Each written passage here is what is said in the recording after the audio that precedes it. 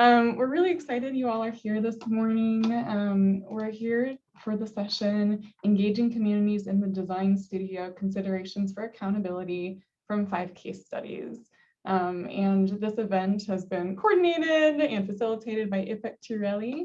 Ipek has brought in some wonderful people today to talk about this topic and to discuss, I think, case studies and problems and, ways that folks have tried to address some of these things. And I'm excited to have this conversation with y'all.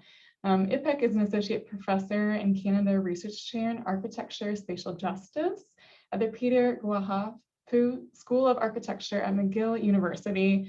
Her recent research interests include housing and participatory design, civil protest and urban design, and campus landscapes and race. Her publications include Istanbul Open City in 2018 and the co-edited Orienting Istanbul in 2010. And real quick before I hand it over, I am going to just recap the Zoom etiquette guidelines for everybody. I'm just going to share screen really quickly here and talk about that. So we do ask if you're able to and comfortable today to turn your video on, if you're able. Also take care of yourself. If you do need a break today, please feel free to take that at any time. Get a snack, get a beverage. If you do step away, please turn off your video while you're stepping away. And please add your pronouns as part of your Zoom name. So if you need to do that, you can click the participants window, and then you can hover over your name, select more, and then select rename. So you're able to do that. We ask that you just mute your microphone if you're not speaking, and then we will use the stack system for discussion today. So what that means is that when we're having group discussion, please type the word stack, S-T-A-C-K, in the chat, send it to everybody. And Jean and I, who will be moderating the session today, can help kind of coordinate who's up to talk with the stack. And then the last thing I will say is that the session today is being recorded.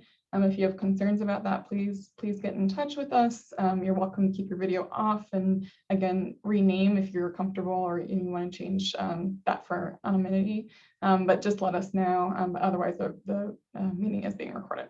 All right, with all those logistical details, I'll pass it over to Ipek. Thank you, Ipek, for joining us, and thanks everyone for being here, and we'll go ahead and get started. Welcome. I'd like to thank the organizers of Architecture Beyond Capitalism School, and especially Natalie Leonard for hosting our session. And it's so good to see many familiar faces, and also to meet new colleagues. I'd like to start with a very short land acknowledgement.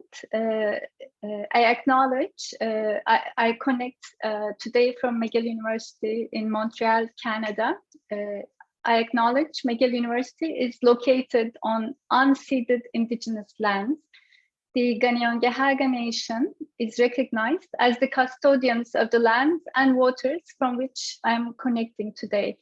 I respect the continued connections with the past, present, and the future in our ongoing relationships with Indigenous and other peoples within the Montreal or Joshjage community. The title of our session came through conversations with Natalie, so credit to her. Engaging communities in the design studio, considerations for accountability from 5 case studies. I'll introduce the session, and then I'm going to introduce our first speaker. Just to give you a summary, we have 5 case studies, which will be presented briefly. And then we are going to have a collective writing session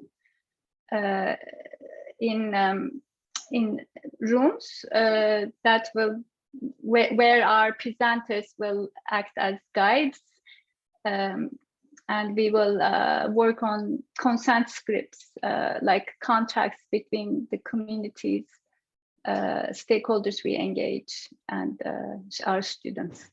So that's the idea for the workshop part. So while many aspiring architects enter the profession with goals of creating better worlds, architecture supports capitalism, an economic system with its effects of environmental degradation, growing inequality, and exploitation. A key obstacle to challenging the relationship between architecture and capitalism is the positionality of the architect.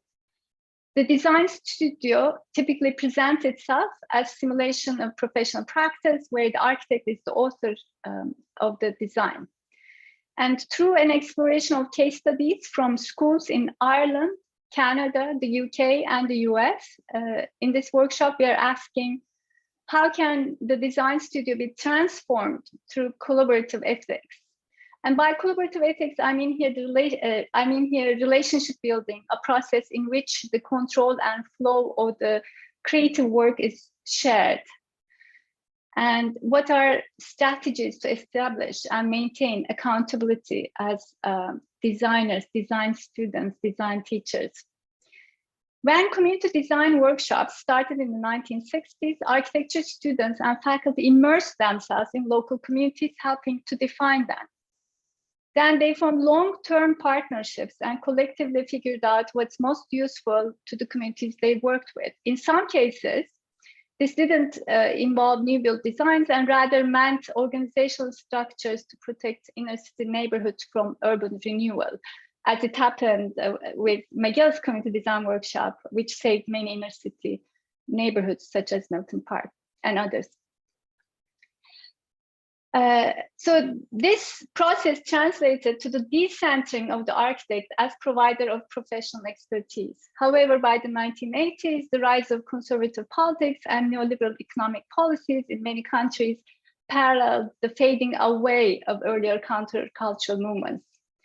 As a result, community design studios declined, and those that remain take the form of, in some cases, students building small-scale structures for public spaces, or in others, students going into impoverished racialized communities to build a modest house or indoor structure for them. And terms of engagement are usually vague or not even there. So this type of community design recenters the architect yet again without addressing structural disenfranchisement and disinvestment. As such, it may be considered a band-aid solution that perpetuates the status quo. If the design studio can be re-envisaged as a context for fostering relationships with envisioned communities, what are the responsibilities toward those communities, and how can these be achieved in the context of short term, in our case, 13-week semesters, and course credit grading expectations in the university setting, especially, for example, in a research university setting? And of course, these questions I have as a design studio teacher working at McGill, and the projects, the case studies we will see today deal with these issues in very different ways, reinventing the studio and architectural education in the process. And Natalie, I want to emphasize again, Natalie, through conversations with the ABC hosts, Natalie has urged me not to run the session as a panel presentation only, but to have a workshop aspect. So there's collective learning and some outcomes. And she also urged me, based on last year's experience, not to give assignments, take home homework to participants. So we will do an activity within the time frame of the workshop. It's going to be very fast, and I will explain after the presentations again what we are aiming to do. So on that note, I'll introduce our first speaker, presenter, Samantha Martin. She's an associate professor in the School of Architecture, Planning and Environmental Policy at the University College Dublin. Her main research and teaching interests lie in classical antiquity and the phenomenology of landscapes. She's the editor of Food and Architecture at the Table and co-editor of the forthcoming volume, Mobs and Microbes, Market Halls, Civic Order, and Public Health. Martin has won many awards for her teaching, including the 2019 College Teaching Award at University College Dublin. In 2021-22, she was a fellow at Dumbarton Oaks, and she has also received grants from the JHTC. And in 2019, she established a STEAM learning initiative in Samburu, northern Kenya, and an exhibition based on this initiative was named a flagship project by the Irish Research Council in 2020. Please join me in welcoming Samantha.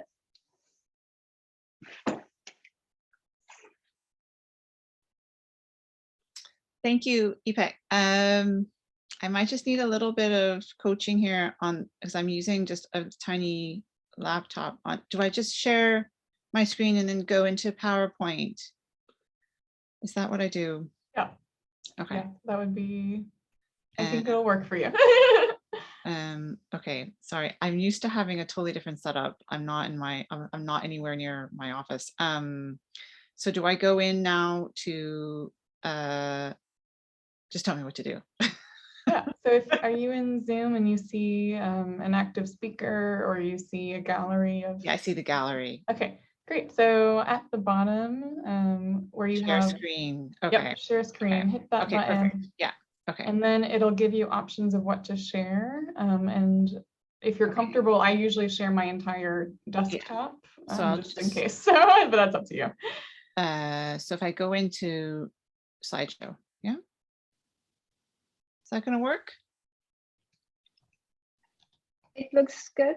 Okay, and it's just the image, yeah? It's not, there shouldn't be anything else. Right, it looks great. Okay, so thank you so much for inviting me. This is new, and actually I think this is going to be really great because I can talk about this project within a different frame of mind. I'm used to giving talks on this,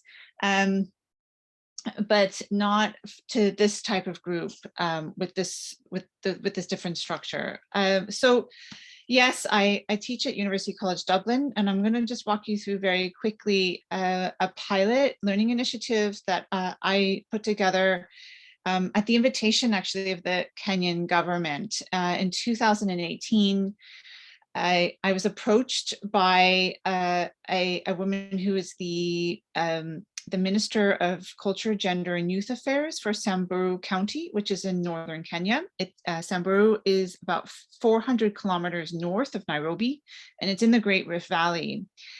And she was working very closely with a number of tribal elders, and they were interested. They've had a lot of work, a lot of academics visiting this area of the world for a long time. Almost, I would say 95 or 85% of them are anthropologists. And then the other percentage are usually geographers who study the very, very unusual topography and geography of the world.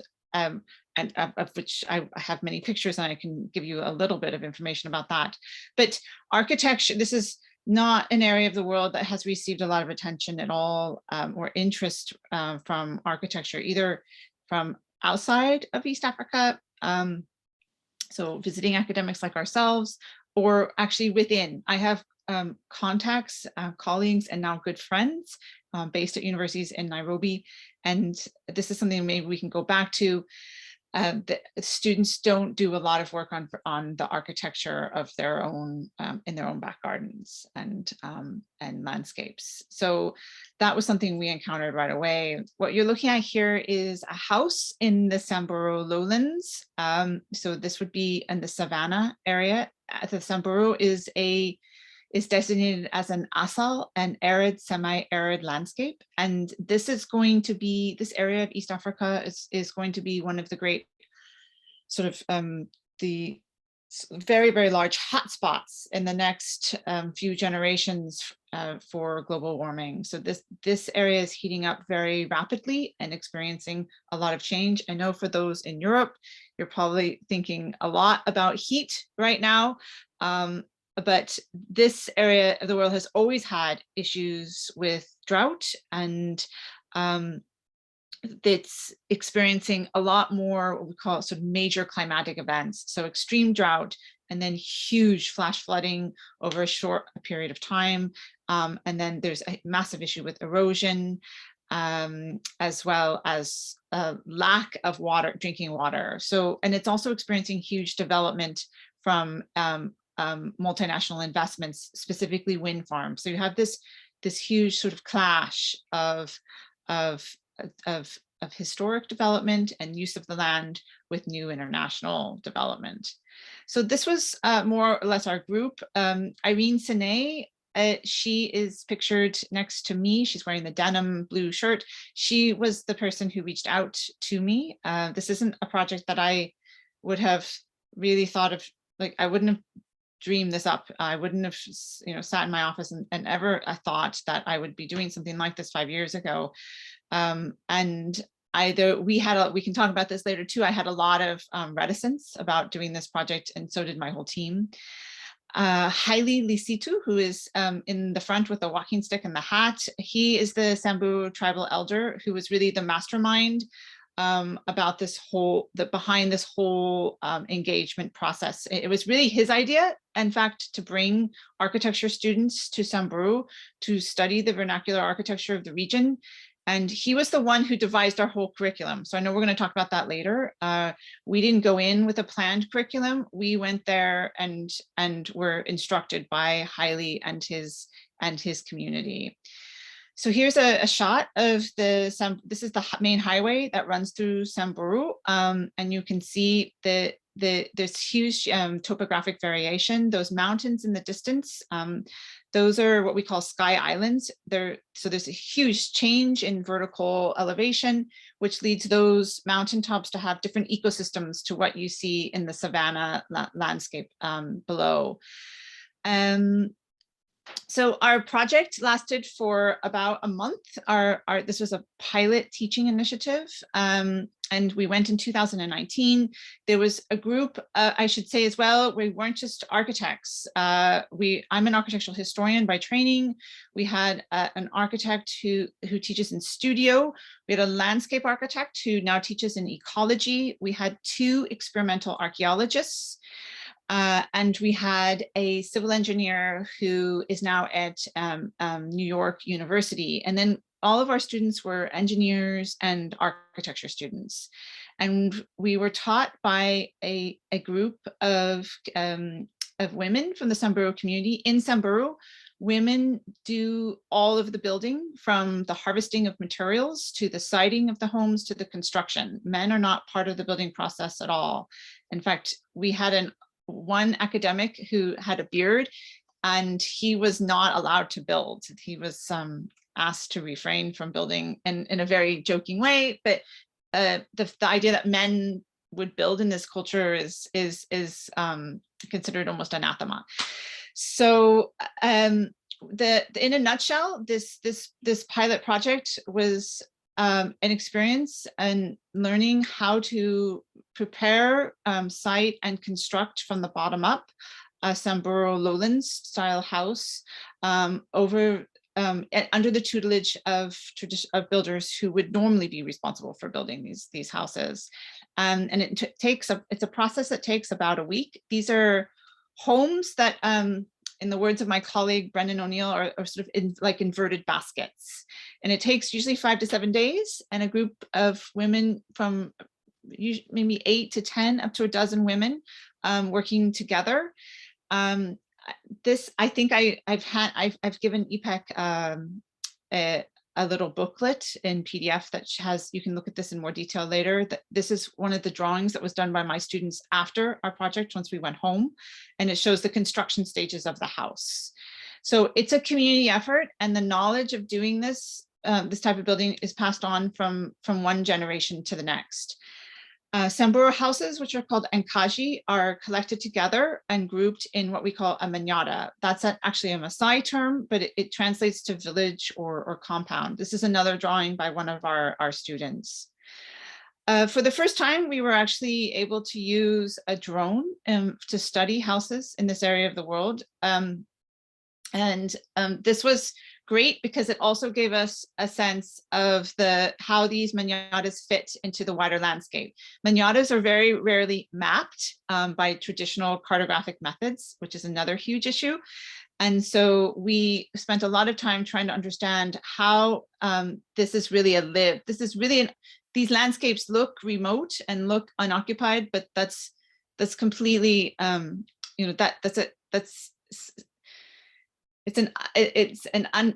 would I say this?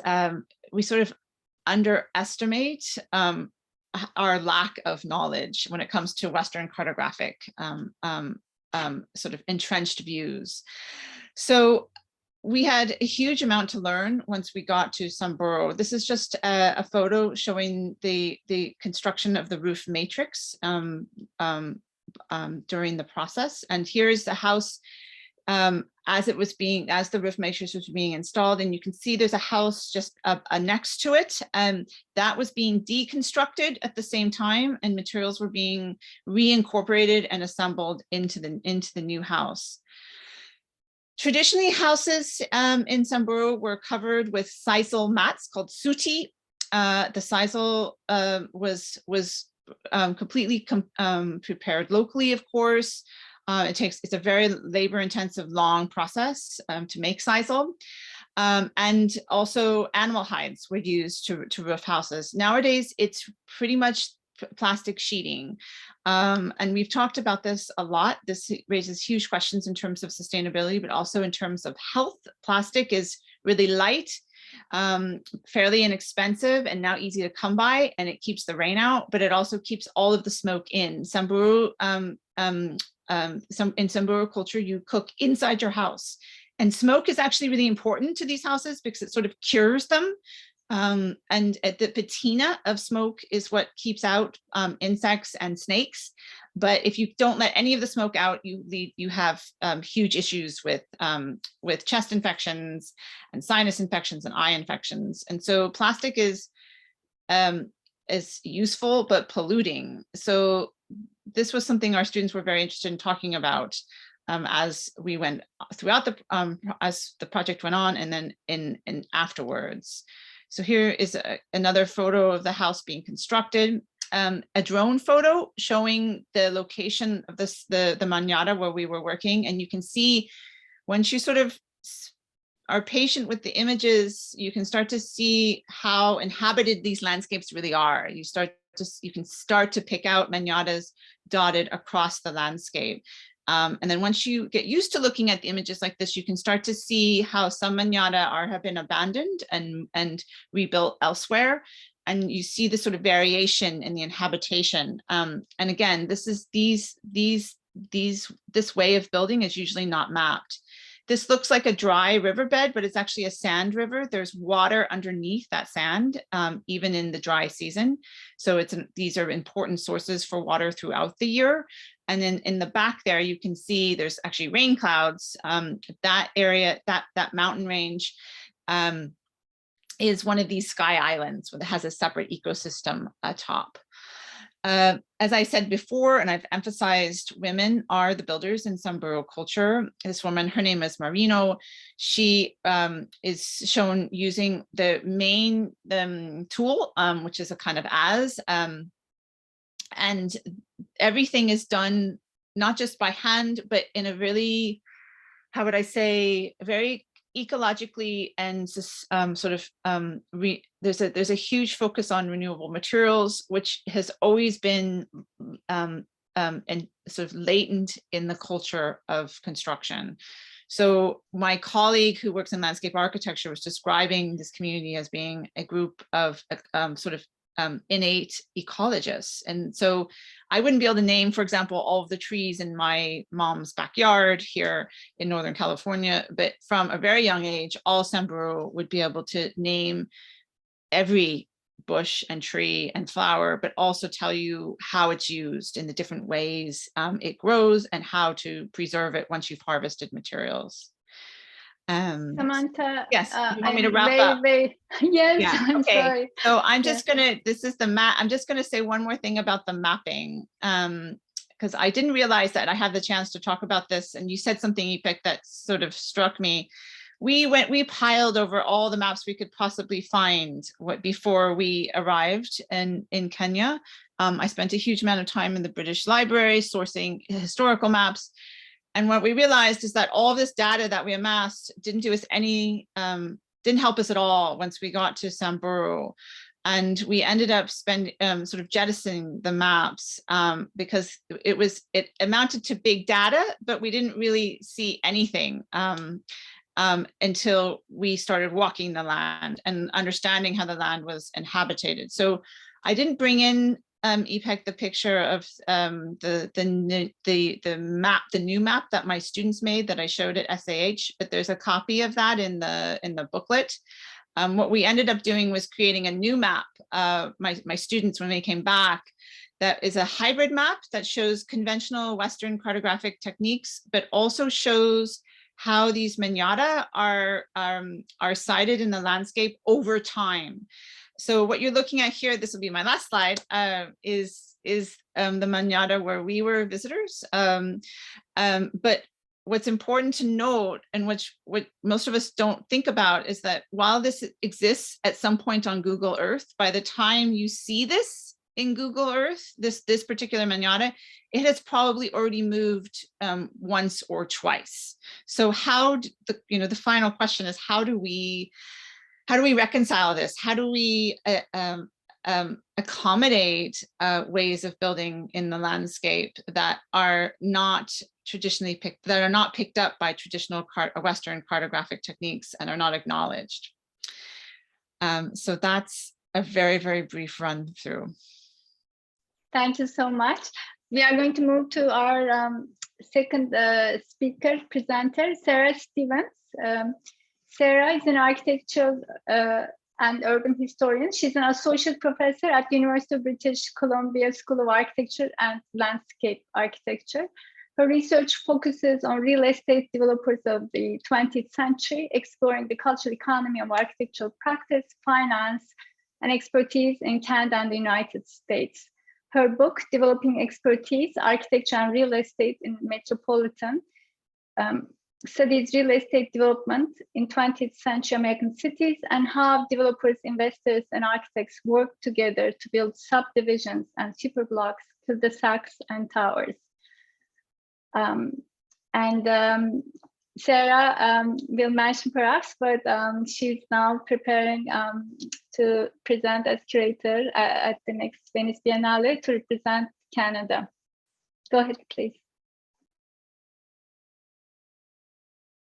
Okay, unmute, share screen. Is that all working for everyone? Okay. So I'm going to zoom out and tell you kind of something a little bit different, more on basically from the perspective of administrators in a school of architecture, the more kind of bureaucratic picture of what it looks like to develop a policy for community engagement in a school. So my name is Sarah Stevens. I'm speaking to you today from the traditional, unceded, ancestral, and stolen territories of the Musqueam, the Squamish, and the Tsleil-Waututh peoples in the place that is now known as Vancouver on the west coast of Canada. So Ipek set up a really great challenge for us here, I think, to think about this community engaged design studios. And this bureaucratic approach that I'm going to talk about sounds a little dry, but I'm really trying to understand how is it that university systems, kind of as they are constituted today, how can they reconceive these relationships to communities, with marginalized communities especially, in order to serve their needs rather than the needs of architecture faculty, which I think is traditionally how it's been done. So we know about the kind of power differentials between expert architects, the university affiliated kind of elites, and then these marginalized communities that architects tend to work with kind of in the backyards of architecture schools. We know also about the power differentials between faculty and students. Add money into the mix and you've got other sets of power differentials too. And then we also know that the kind of timeline of a typical studio session from 13 or 15 weeks long, semesters or terms, is simply just not compatible with community needs, kind of almost ever. So the result is what we have as a kind of architect-centered and very transactional set of relationships that is at risk of taking further advantage of marginalized communities. But luckily, I would argue that we're not the only people in the university who want to ethically engage with communities. And we can utilize the resources that have been created by others to help scaffold the efforts happening in schools of architecture. we might also use those to kind of protest or to call out their insufficiencies as appropriate, and more on that in a bit. But the other kind of scaffolding I want to point us to is to look at kind of systems from above that can help to kind of help us to build the work we're doing upon. So in Canada, the Truth and Reconciliation Commission from 2015 created 94 calls to actions, which universities and then departments within universities have used as a kind of have had to respond to, right? Because the public university system in Canada is kind of a piece of that. And so new strategic plans have been created as a result. So at my university, University of British Columbia, UBC, we created an Indigenous strategic plan as a result of that Truth and Reconciliation Commission, which sets up a set of actions that that require departments to kind of address the concerns brought forward by that commission. And then also that's also informed work happening kind of in the equity, diversity, inclusion landscape. So UBC created also an action inclusion plan that was connected to, but different from that Indigenous strategic plan. And so within my school, we are the School of Architecture and Landscape Architecture, SALA is our shorthand. We started looking as an EDI committee, and I'm the chair of that committee, to try and understand how we could kind of fit our work into that framework. So we started developing goals for what that might look like. But in addition to looking kind of upward at these kind of policies and strategic plans that come from higher up the chain, we were also trying to pay a lot of attention to the calls that came directly to our school. So like a lot of schools of architecture in North America, we received a letter in June of 2020 written by students and alumni calling out all the things that they were feeling very critical about the way the school runs itself, and asking for us to change. So we've been paying close attention to that letter, trying to work on all the things that the students called out to us. And so that's the other piece that informs the work that we're doing in our EDI committee. And in trying to write, essentially, one of the things the students called for was a community engagement policy, something that would kind of help us to structure how we do our community engagement work. And the way that we've done it is like a lot of schools. I think it's pretty typical. We have faculty who have for over many years built up strong relationships with specific communities connected to their own research, and they bring students in to do work with those communities in the context of that longer relationship. We also have one-off kind of projects that get dropped into our laps and sometimes become quick projects that are only a term long. And then we also have sometimes new faculty or adjuncts who come in and want to do this community engaged work, but don't have the kind of longer context of a multi-year relationship that's developed over time. And so those are the ones, I mean, they all can be problematic in different ways, but they can sometimes be especially problematic when it's not in the context of that longer term relationship. So our committee started working on how do we think about our goals. We were trying to imagine with the context of both that stuff that's coming from above and the stuff kind of coming from below to try and figure out what it is we're interested in doing. And one of the goals that we started working on is the community advocacy, or community engagement and advocacy, which this community engagement policy falls inside of. Also important to us is we've tried to make all of the work our EDI committee does transparent, so we kind of keep track of it. It's posted on our blog, so ongoing work is kind of accessible and visible to our community. But what we wrote here in this goal was that SALA will uphold an ethical framework for engaging systemically marginalized communities. And we're writing that before we have anything like that in place. So essentially what we're working on right now is to write what that policy might look like. And so I'm just going to give you a little bit of framing for understanding the kinds of things that we've been thinking about in writing such a policy, in case it's useful to others or helps feed our discussion. So we know that the major challenge here is centering the community needs and safety of communities that we're trying to work with. And so I'm breaking that down here for you into 3 different pieces. One piece of that is the durability of partnerships, meaning that we need to have the timetable that's really set by the community and not by our academic semesters when those happen to fall, and what's convenient to us as a university, as a school. So how do we make sure that the work that we do with community partners is set up on their timetable? Number 2 is, I'm calling it the kind of proper training of those involved in the from the university side, right? So if we have full-time faculty or adjunct instructors, how do adjunct instructors who have short-term contracts with us lead longer durable partnerships? That's one of the challenges. And everyone involved really needs to be able to understand the kind of sensitivities and the ethical obligations of the work with these marginalized communities. So how do we essentially avoid that kind of savior complex? And then to do that, I'm arguing that I think that the partnership has to be set in some kind of proper framework where we give that support and scaffolding and training to people who are going to be involved.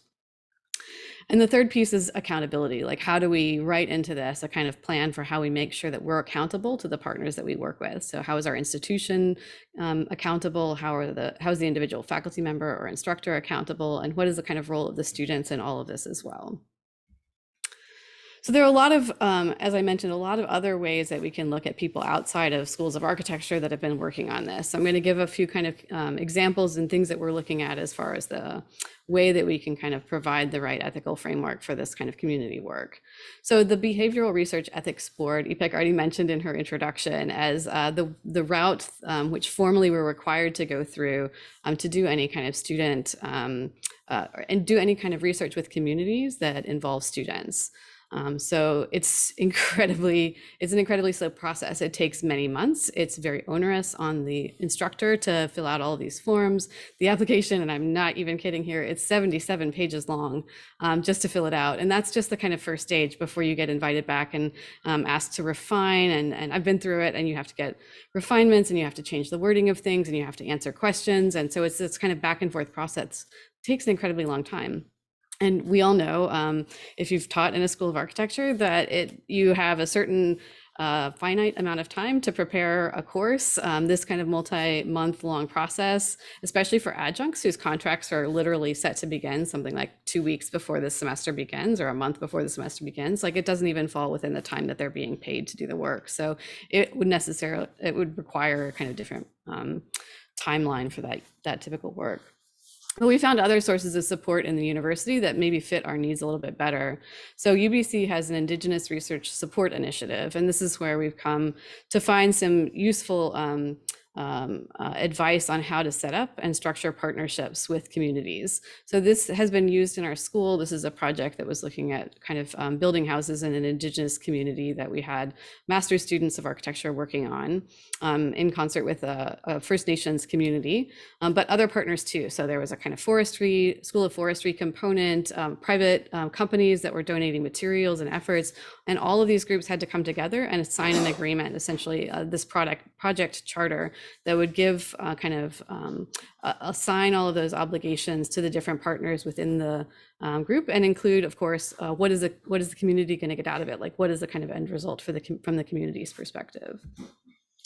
Others outside of our immediate context have done some great work on this. So Simon Fraser University is our kind of neighbor university in Vancouver, and they've created this community resource handbook. It's a guide to community engaged research that has some really great kind of framing for understanding how to go about this work in a way that's really centering the needs of communities. So I think I shared it in the folder with Ipek, so this is something I can be sure everyone gets. It includes some really great guides on ethical principles, how do you kind of center these needs, and it's written for a broad set of researchers, right? So it's not always fully applicable to the work that architecture students and architecture courses are doing in communities, but a lot of it is quite useful, I think. Within our university, there's also a Center for Community Engaged Learning. They have a kind of framework policy. They look at and kind of make these diagrams of different scales of increasing participation and involvement with communities that can be useful. They also, our university is crazy for making toolkits for everything. So there are many toolkits for this work. How do you integrate it into community, into curriculum? How do you develop projects, partnerships? And also planning schools have done this work a lot more than architecture schools. And so I think there are some really good precedents to look at inside planning schools and kind of policies and frameworks developed there. So in our planning school, which is called the School of Community and Regional Planning, there's a housing collaborative research center that has created this, creating safer spaces for research and collaboration that's particularly looking at working with urban Indigenous communities, but Indigenous communities in general across Canada. So they've created this, 30-page document that gives some guides and framework for doing that work.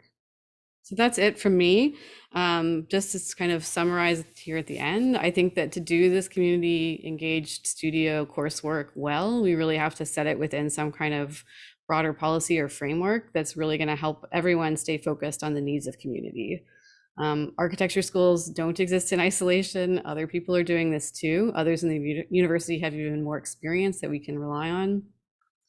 And our work should connect, right? It should connect to the things that are above us, those strategic plans hopefully in place that can help guide the work and justify why it exists and justify the longer timelines necessary for it. But also that work, we have to look at the kind of people we're working with, right? So how does this work become meaningful to the people we partner with, and make sure that stays at the center of our concerns? Thanks. Thank you, Sarah. You seem much more ahead in the game than us. I'd love to reconnect and learn more. So next is the presentation of Robert Mull from the UK. He had to attend to an emergency in the field to do with the case study he was to present, but he shared his presentation with us. So I'm going to be presenting for him, and let me introduce first him briefly. Robert Mull is an architect and an educator committed to socially useful forms of practice and pedagogy. He's managing director at Publica, professor of architecture and design at the University of Brighton, and visiting professor at Umea University. He leads the Global Free Unit with former members and teachers of the Free Unit, including Zenia Ajubey, Katarina Beaver, Bernas Kosevich, Carl Lanton, and Tom Randall Page. Now I will figure out how to share the Zoom center view and Control Tab. Oops. Control Tab. Okay.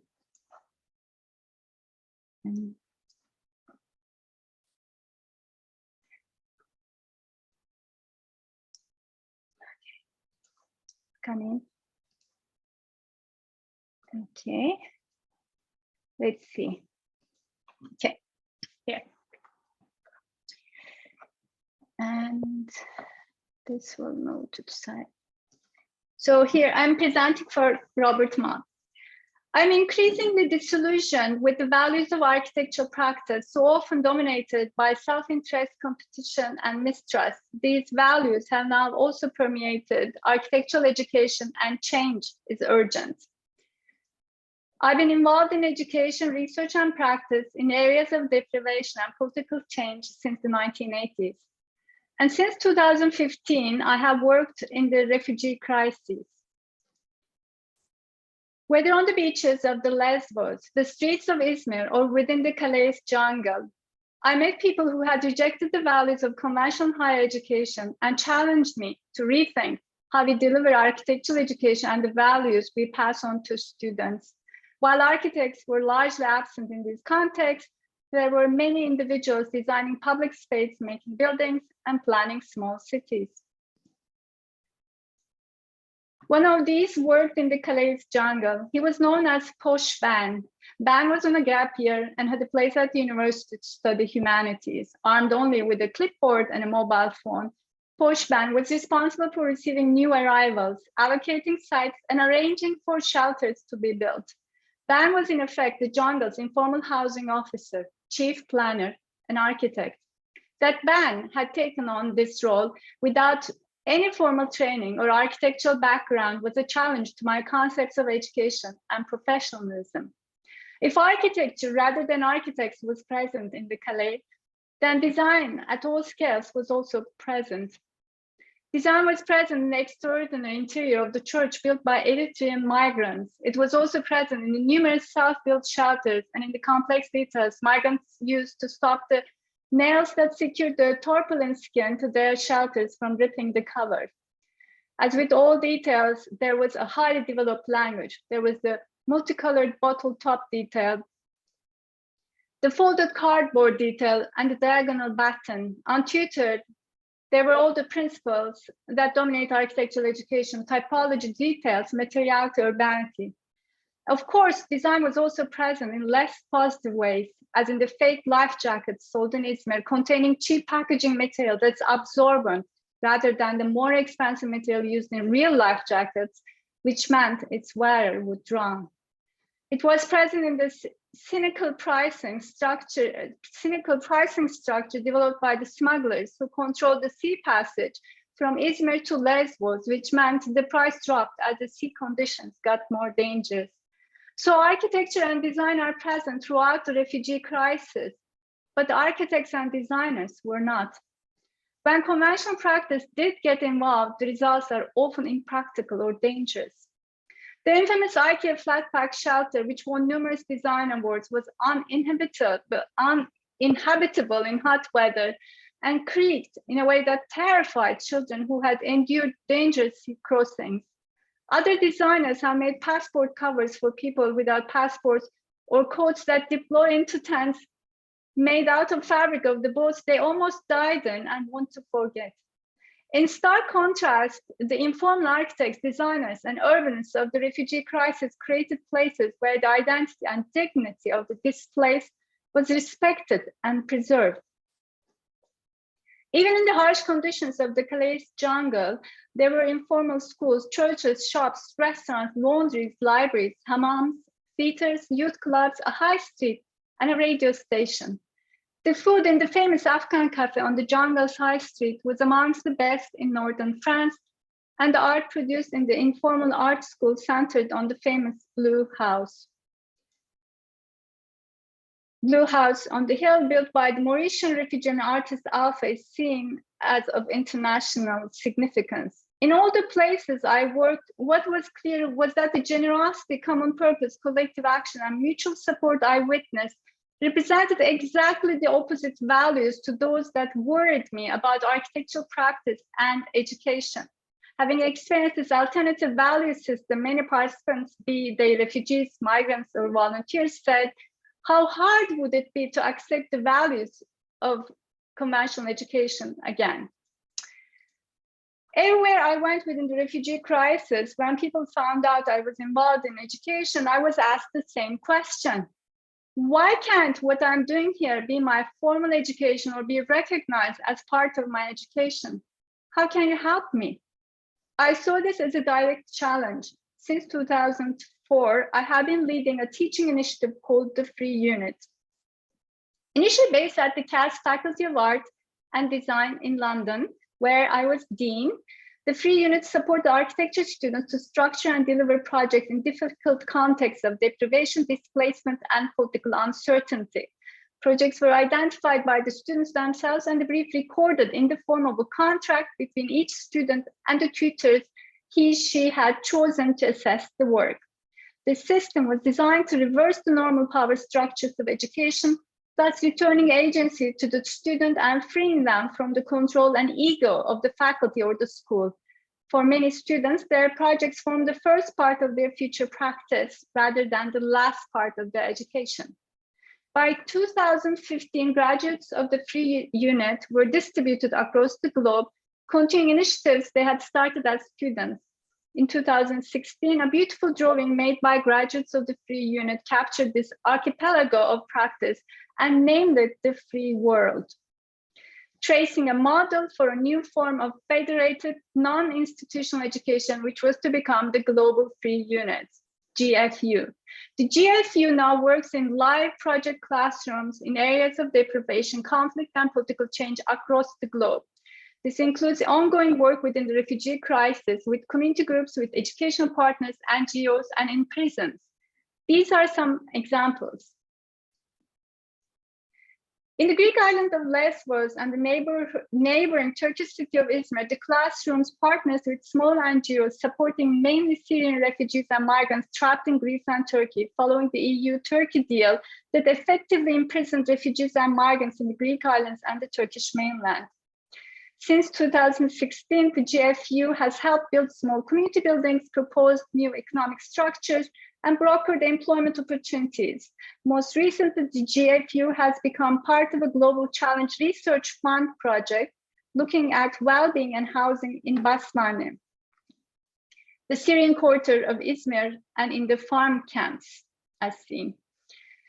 The farm camps that surround the farm camps that surround Izmir, where more than 20,000 Syrians work in appalling conditions and live in informal camps controlled by private landlords.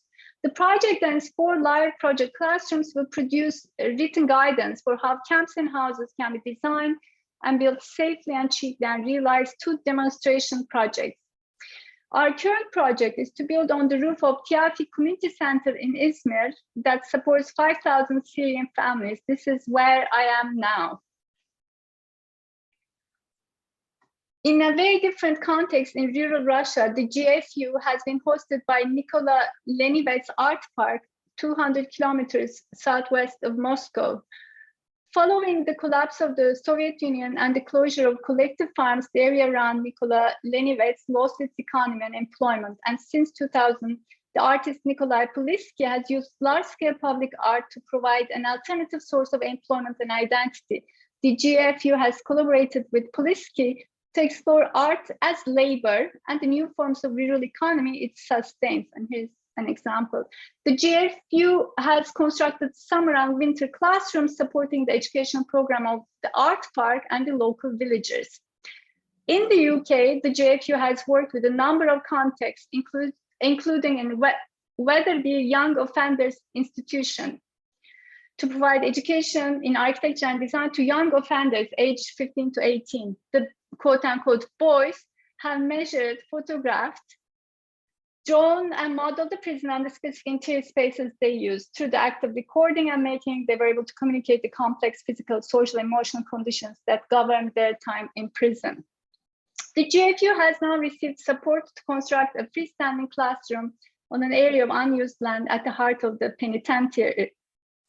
The building will be designed by the boys and constructed with the help of prison staff and architecture students. The GFU has other active classrooms, including in Bosnia, working with the Most Mira project promoting post-conflict reconciliation. Folkestone on Britain's South Coast, working with the Kent Refugee Action Network, and it also collaborates with others in Seoul, Korea, Sweden, and Italy.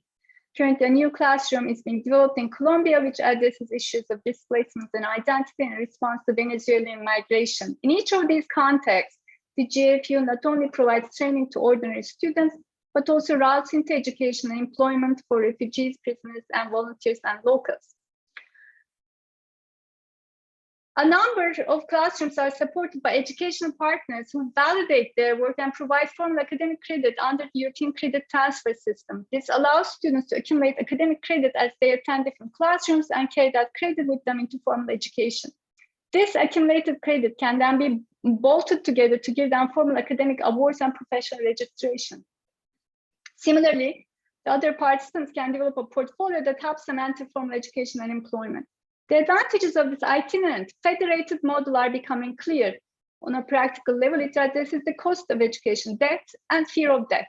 Participants in the Global Free Unit are hosted by the classrooms and work within the economy of that classroom. So primarily, they are volunteers, teaching assistants, builders, and many other roles depending on the nature of the classroom, and then the students secondarily. But in every case, they do not need to pay for the infrastructure of an education provider. Perhaps more importantly than the practical benefits are benefits to students' well-being and sense of purpose. Those who participate in the GFU are able to connect their actions and projects with their own values and life circumstances. Education is no longer a rehearsal for future practice or a space apart from their everyday lives, but a part of it. While learning, students are making themselves useful to the wider society they are part of. I understand. I may have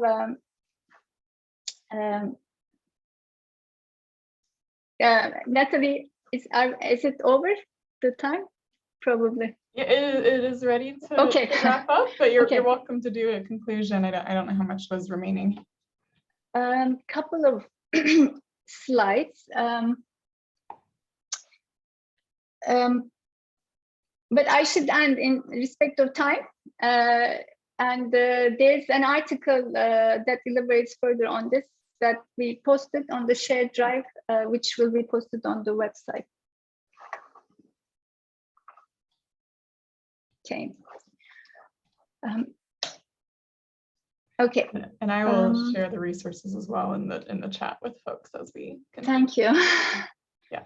So again, Robert couldn't be here, but it's a very interesting project achieved through local university partners and a major European grant that supports the process. So next presenter is Anna Goodman, my good friend and colleague. She's currently an assistant professor in the School of Architecture and a fellow at Portland State University Center for Public Interest Design.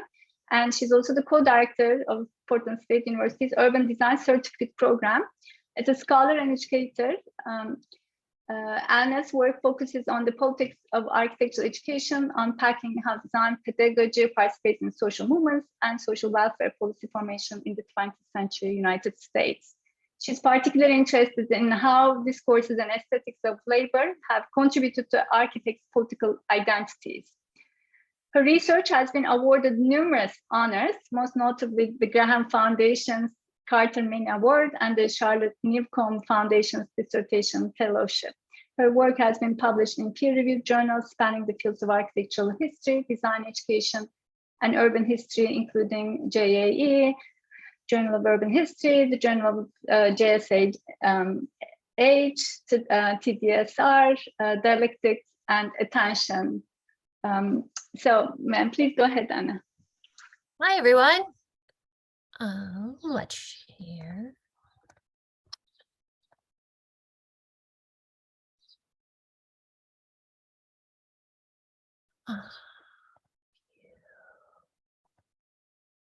Okay, how does it look? Okay, so my presentation is in some ways more in dialogue with Sarah's, but it does also pick up on some of the comments that Robert made about architectural culture and how it's inculcated within architectural education and studio culture. And so my question that I want to talk about today is how do we not just engage with communities and create accountability between architecture, architectural education, and community, but how do we actually model that within an architecture studio and an environment that has basically historically been set up to breed competition, accolades, distinction, and hierarchy. And so the beginning of the process of a series of studios that I've been working on for about 4 or 5 years was that there was some very interesting work being done at Portland Community College, which is distributed in numerous campuses around Portland, Oregon, where I'm located now. And they were working on what it would look like to integrate the principles of critical race theory into campus planning. And that meant, in their case, to actually institute that within campus planning documents and ask any architect who was going to apply to build a new building on campus to address how their building work and their process would address the tenets of critical race theory. So how equity, whiteness, settler colonialism would be addressed within the process. And because that's such a new notion, at least in our city and institutions, I was really curious what that could mean for architectural education and what were the implications for that. So I started thinking about this, and my first instinct was to look at Paulo Freire's, pedagogies of the oppressed and this performative-based approach to studio culture that would ask people to think of what they were doing in studio as a kind of social performance. And we did a theater project for PCC, and we did one for an organization called Apano that works with the Asian and Pacific Islander communities of Portland. But what I realized, and this is my own conclusion, is that those kind of pedagogy, I do think it is still relatively dependent on a charismatic leader. And so Freire and other people, I think, are able to engage students and get them out of their comfort zones and into different formations, engage in communities, bring people together. But I personally have limitations. And I also think It's not, sorry, there's like super loud birds right now, if you hear that, outside my window. So I was kind of trying to think, there were some limitations, and in a lot of cases, while the discussion was very interesting and the vocabulary was different, the projects themselves weren't actually that different. And we still ended up with a very similar process with our studio.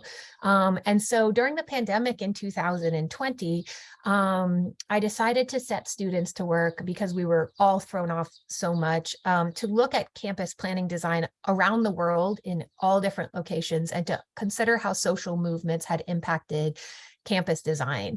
And this exercise was helpful of like freeing me from a lot of the usual structures of studio education that I had just gotten so used to doing, mid reviews, critics and desk crits and all the pieces that we all inherit from previous generations. And so after a few iterations, I've just finished running a project that I think was very different in terms of the experience as an instructor and as a student, not necessarily a community engaged studio, but a studio that thought of the studio itself as a community, our campus as a community, and our students as citizen members of those communities.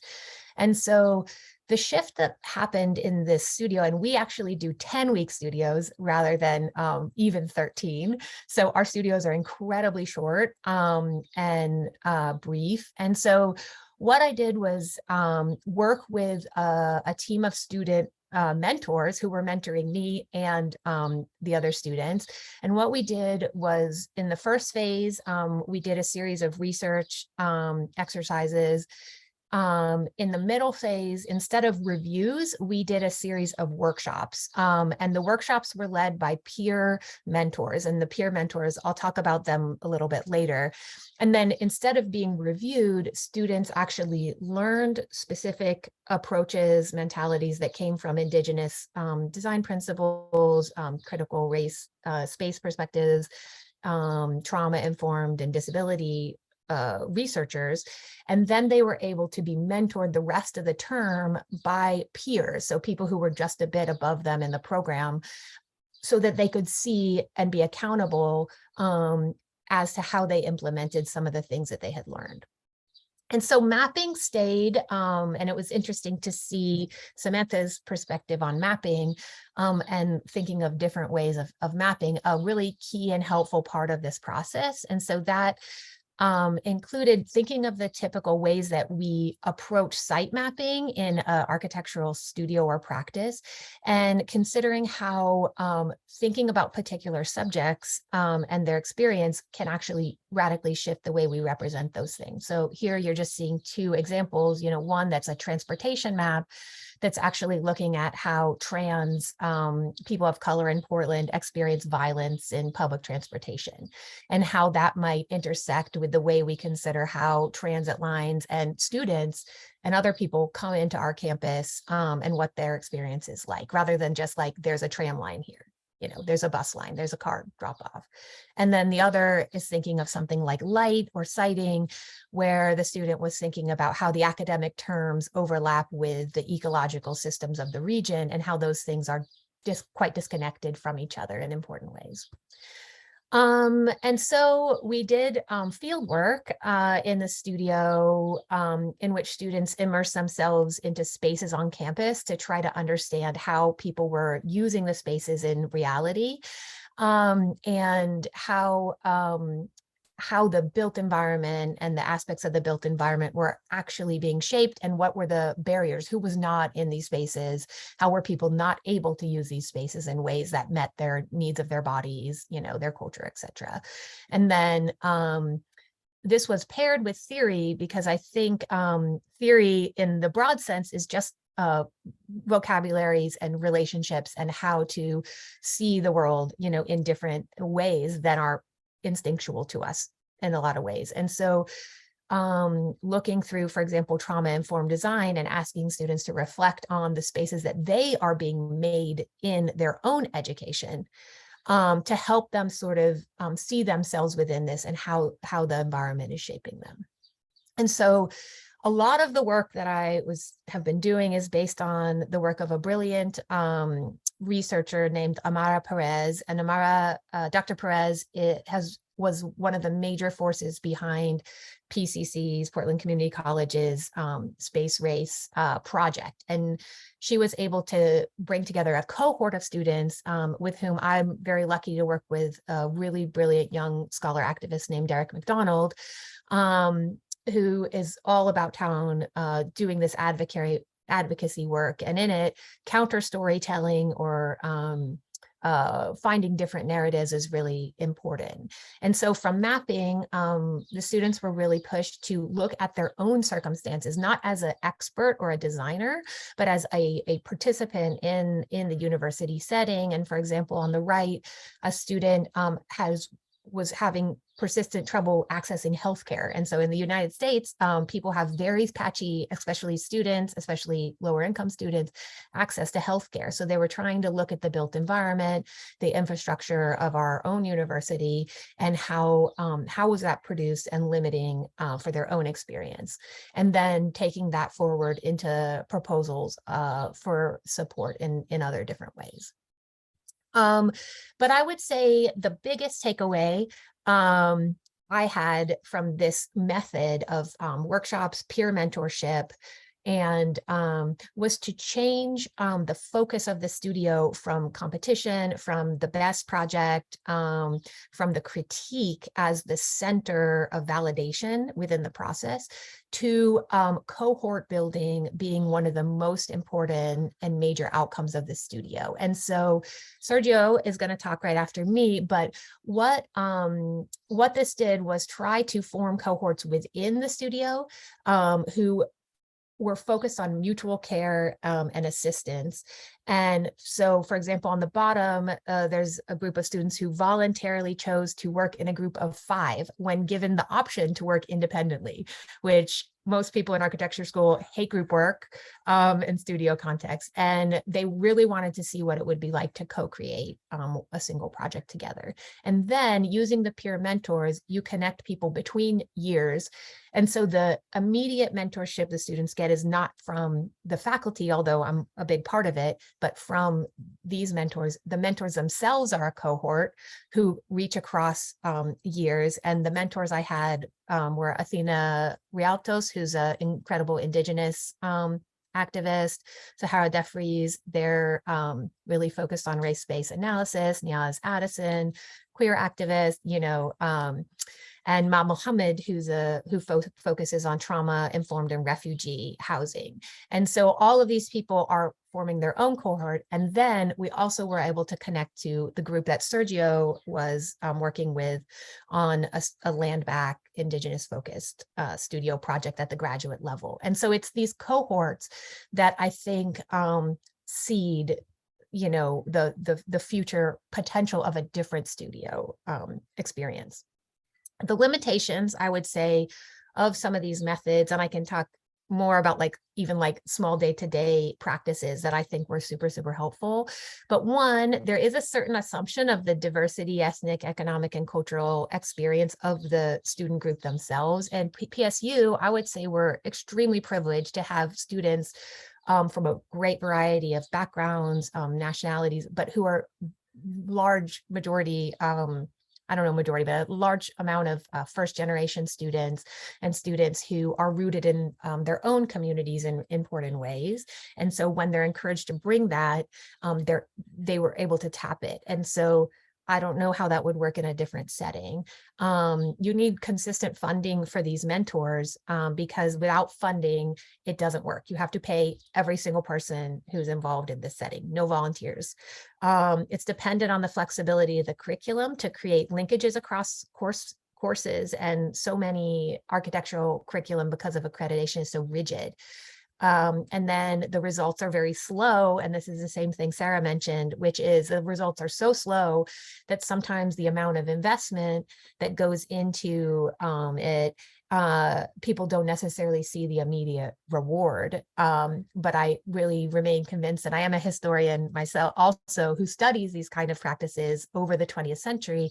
I'm very convinced that the investment that happens in one generation does feed new practices and growth over a long period of time. And I think that it's worth it to make those investments.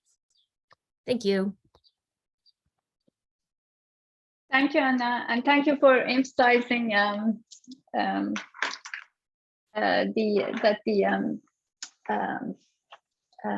peer mentors were compensated. I think that's a really important point. And we move to our final presenter, Sergio Palleroni. Is a professor and director of the Center for Public Interest Design at Portland State University. He has collaborated globally with communities on issues of housing, sustainable architecture, and community design with students and colleagues since the 1980s. Much of his recent research is published in his National AIA report and book entitled Wisdom from the Field, Public Interest Practice in Action of 2017. His recent work has in addition focused on creating a global network of networks designed for the common good that is supporting the effort of 5 global networks serving public interest and community designers globally and the work of practitioners and educationists in the field. Go ahead, please.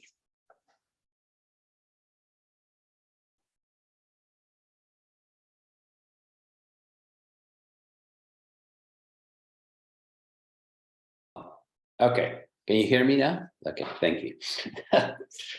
Oh Lord. Okay, let me make sure that I can. Okay, so I thank you, all of you. I feel like I'm writing everybody's coattails at this point. So and thank you so much, Anna. I want to say that many of the issues, I feel like I have a get out of jail card in this process because I first want to acknowledge that I'm making this presentation by Judy Bluehorse, who's a professor in Indigenous Studies, and I have collaborated for a long time on various projects, and she is really very much half, if not more, of this team. She represents several Indigenous nations in our region, sits on the council, and Athena Latos, who, of course, Anna mentioned, also played a really important role as a student in this. So one of the things I want to just kind of frame it from is that I direct the Center for Public Design, which is a kind of a nonprofit entity within our college and at the university level, which Anna's part of. There's 8 faculty members, 28 graduate students. And we act in advocacy of certain kinds of projects and promote certain kinds of dialogues that might not otherwise be promoted. And that actually allows us to kind of overcome some of the issues that have come up in terms of term limitations, and because, we can continue to work as in advocacy or professional advocacy for years. And some of the work here with the Native Americans, which framed this project that I'm going to be speaking about, we've been working with Indigenous nations in the United States this will be our 26th year, but globally for about 37 years. And so there's a kind of a long-term relationship that comes from having this capacity to have a nonprofit within the organization, within your unit, which allows things like this to have a kind of expand. And the other thing that it helps is that it focuses, and I think that at PSU, as Anna was mentioning, is very important, is that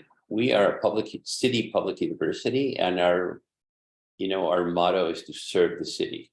And by that, it means that our students are not just the cohort that we're teaching, but often, and very often, the population itself of the city, so that we have an expanded audience for our teaching. So that means that this is just a little of the house being Orange House representing our center, but really we are doing research, design, program, community development, and advocacy throughout the community. So graduate students who come in, who have a degree in public interest design, often find themselves doing multiple engagement activities. So you might find yourself being part of a studio like the one I'm going to describe, but you might also find yourself being later a fellow in the center, following up on some of the ideas. And we have, for instance, some of the students that and I worked with are now working in fellowships within the center, following up on some of the issues mentioned.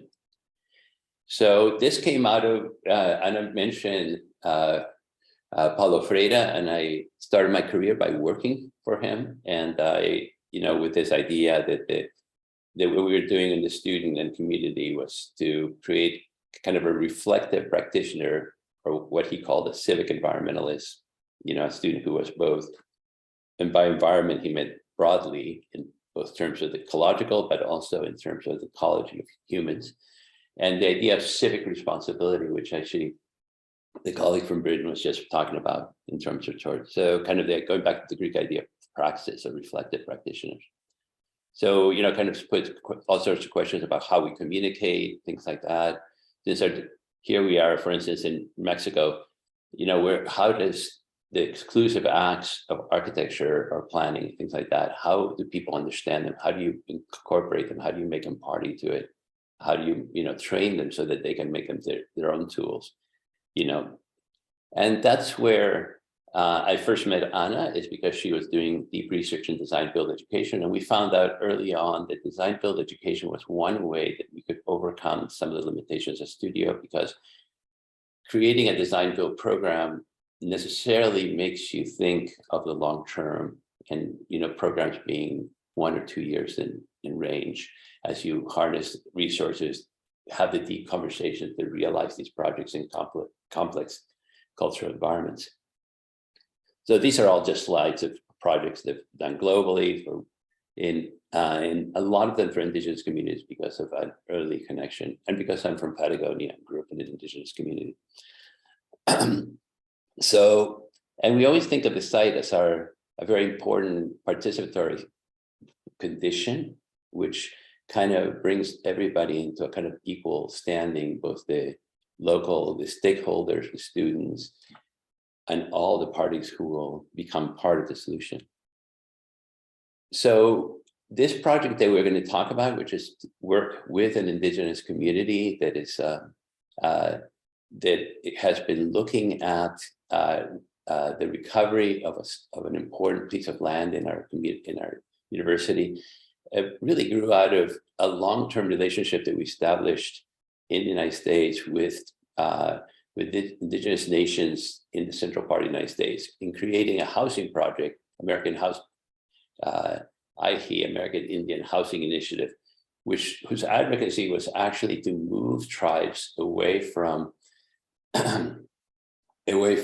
dependence on federal assistance, which usually housing assistance came in modular prefabricated housing, which was inappropriate to place and was often offshored from military bases and totally inappropriate to the conditions that they might be sited, and often in really bad shape. So we worked with these tribes, and we're still working 25 years later, to make tribal authorities, more directly a civic entity within the tribe, reflective of process. So we have to rethink the processes, and then in the process of that, also begin to think of resource efficiency. And one of the things that came out was like straw bale construction, which was important because there's so much straw bale in the Central Plains of the United States, and changed the affordability, but kind of connected it back to native principles, but also allowed us to rethink the way that straw bale was built, so that it would become a participatory tool, which would bring families together to build buildings, and change the notion that something gets offloaded on the reservation, and then people just have no connection to where housing came from or their control of it. So it became a way for us to advocate for changes, more fundamental changes within the tribe, and the tribal's relationship to federal assistance. So anyway, I'm going to go through this. You can look it up in American Indian Housing Initiative. It's there. There's even a YouTube link, so you can see how we went through it. But really what the project that has actually brought Anna and I together is that the Indigenous Studies program here, which is in the United States, they tend to be regional, and Port PSU has a significant one, decided to take on, at the heart of our university, taking on a piece of land which had some white oaks, which are the anchor species, the reconstruction of what is called an oak savanna. And an oak savanna is an ecological system that are spread throughout the United States and some into Canada. which are very diverse ecologically, and to the first set Western settlers, European settlers, seem to be part of what was a pre-existing environmental condition. But the truth is that the oak savannas were constructed over thousands of years through this careful stewardship and collaboration among indigenous nations. They selectively burned, introduced species, and in the end produced one of the richest ecological environments on the globe. And these oak savannas have essentially disappeared. The map to the left shows the extension of the oak savanna within our valley, and to the right, how few the ones that exist today. But we have all benefited, all the European colonization that came after benefited from this rich ecology. And even though so much of the original is remaining.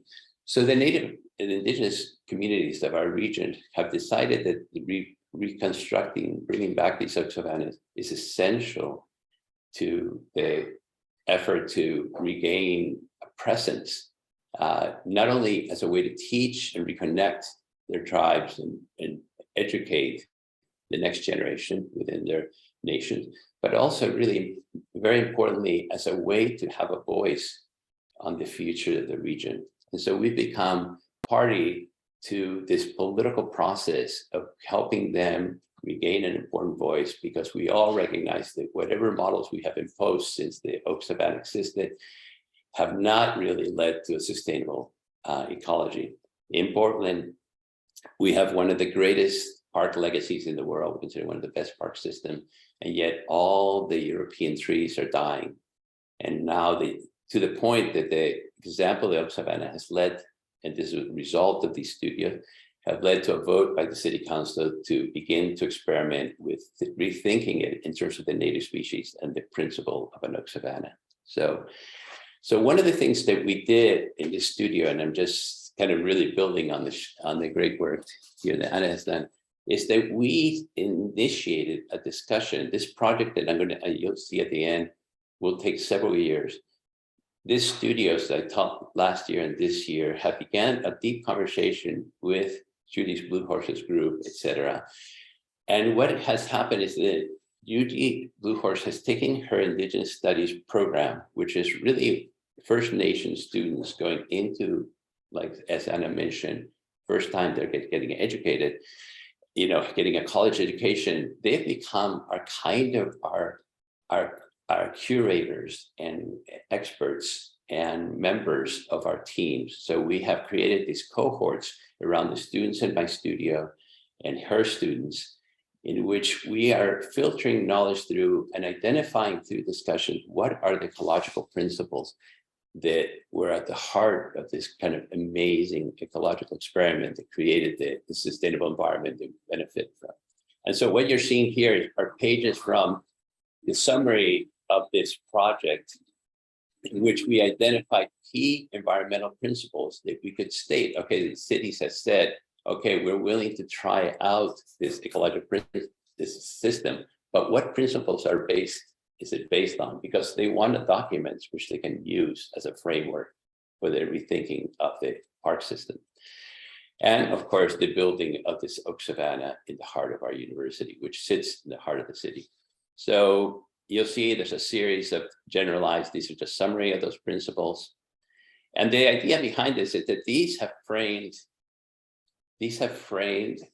our design and approach to a series of visions. As a result of that, the students took these visions and they have articulated a series of 4 proposals, of 4 ways that the story that these principles tell could result in not only the restoration of the oak savanna, but also the creation of an indigenous knowledge hub, the indigenous version of STEM education, science and technology education. One of the results also has been that we have created a series of collaborators and stakeholders identified who are now all part of the conversation beyond this. So we started with this cohort, and that has grown and expanded into a series of cohorts across the city. And so you'll see each of in this Venn diagram, you begin to see how all of these groups that are now collaborating fall within and overlap with each other and are part of this. And finally, you know, we kind of, as we're going through, because we're working, you know, here's an indigenous nation. And in the US, we have a very hard time with indigenous nations because we're sitting in the middle of urban environments that appear totally Western, yet the indigenous presence is not obvious.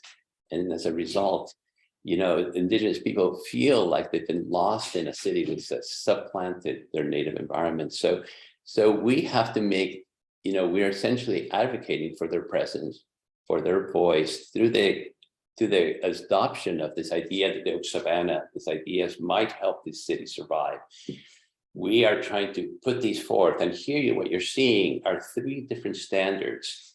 The standards that are considered right now by LEED, which are environmental standards that the city are following, the Living Building Challenge, which is a very elevated standard, and then the ITEC standard, which we have created, which is really important, so that the city is able to compare these and show how each of them lead to different outcomes for the city. So let me see, I'm going to finish up here. One thing that also came out of this is that this can't be done in a short amount of time, but has to be spent over time. And here's one student's set of diagrams showing how this site could eventually, these are just sketches on site, could essentially over time go through a series of changes where every change is a moment to reflect and learn. In the indigenous principle, change is slow, and each step you learn from each step, you stop, you reflect and things, which is very hard for a city to understand, but the city has begun to understand. So this has led to a very powerful proposal, which is at the heart of the Ford proposal. These are the sketches that follow from here, that maybe the most important thing we can do is just build a table in the middle of this site where we can all gather and talk, and we can process, as we restore this site into the Oak Savannah, we can all bring the food we're gathering and work on the food. And eventually this table would migrate and become the heart of the building.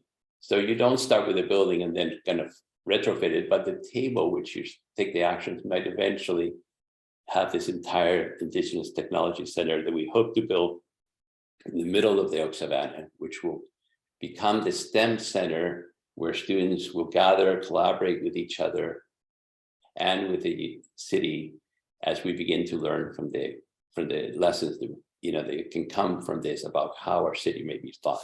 So anyway, so I just wanted to show that these are, every project had to take on the principle and show how it would grow over time. And these are just different projects of how this would happen. Each one taking a different narrative. What would happen if the building disappeared into the landscape? What would happen if each building became a product of the waste system of the city? Yeah, it's a very powerful state principle within the indigenous nation.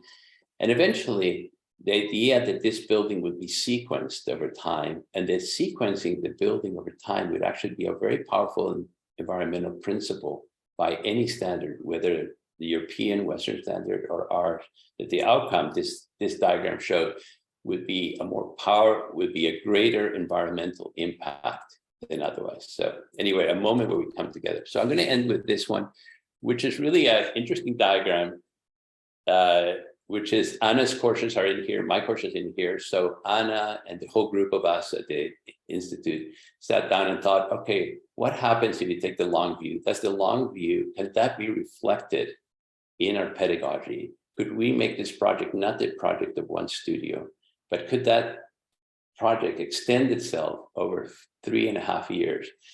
And by spreading it out over 3.5 years, it has the chance to come into seminars on critical race theory. It has opportunities to come into seminars on planning, studios on planning, and so it's actually bleeding into the entire curriculum.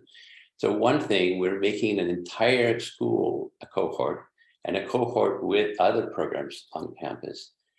And at the same time, it's tackling, it's allowing everybody to feel ownership and participation in what's really a civic act at the scale of the city, and which goes back to the mission of our university. But it's also been an interesting challenge because we're working with capital projects, and capital projects within universities hate projects like this. You know, they want to raise $30 million and build a building and have internal processes that nobody's party to. we have proposed a different approach, which is involving way too many stakeholders whose budget is very small by anything. And as of last week, the capital projects and the university has accepted that there's an alternative process for building within campus, which is community-based, and this will be slow and may work at a different time scale and have different outcomes as to measure its success. Okay, that's it. Thank you so much. Yes, and it's really amazing to see your collaboration with the colleagues, and it also speaks to the respectful, supportive environment Portland State University has created. So kudos to you and all your colleagues for taking on this long durée project. And it connected really well in my mind to what in the first presentation, what Samantha was saying about Samburu women being ecologists, and the students are, my understanding from your presentation, Sergio, are now acquiring this kind of understanding of ecology, and that is the basis of architectural design, which is really beautiful. In the interest of time now, I wanted to give a break. If you need to give a break, go ahead. But in the interest of time, we have to jump into our discussion groups, and it will the rooms. There will be 3 rooms, and Anna, Sergio, and Samantha will be in 3 different rooms. So this will give you an opportunity to have conversation. But there are also documents. 3 that I'm sharing a folder. There are 3 documents. I'll just share first 2 slides very quickly. So this is the question I want to, one of the questions I wanted to ask, and I pre-asked this to Robert.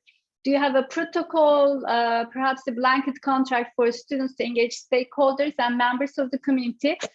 And this was his response, that they have a very detailed contract that is drawn, written, and I believe Sergio also and his team works with a contract.